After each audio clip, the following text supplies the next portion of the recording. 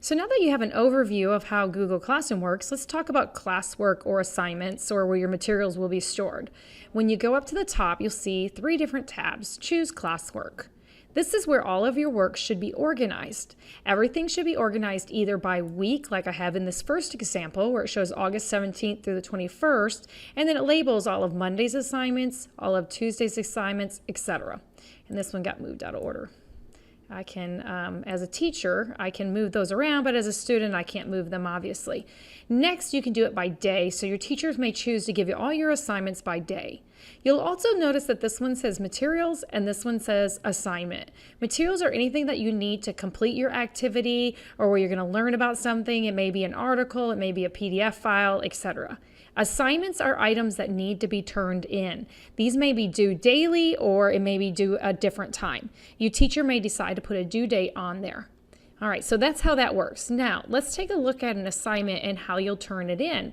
This is an example of using Google Docs, Sheets, or Slides. They all function pretty much the same way as far as turning in, but they each have their own purpose. So I can either click on the assignment or I can go to View Assignment. It doesn't really matter. I'm going to click View Assignment on this one.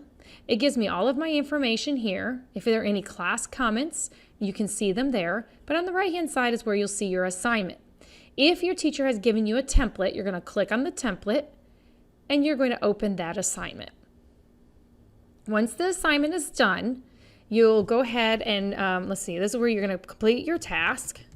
Once the assignment is completed, you can click Turn In. This submits it to your teacher. You don't want to do this if you don't get it done because then you won't be able to make changes to it. It'll be a view-only file until you bring it back to yourself as the owner. So once my assignment's done and I'm ready to submit it to my teacher, I click Turn In, and then I go to the next screen.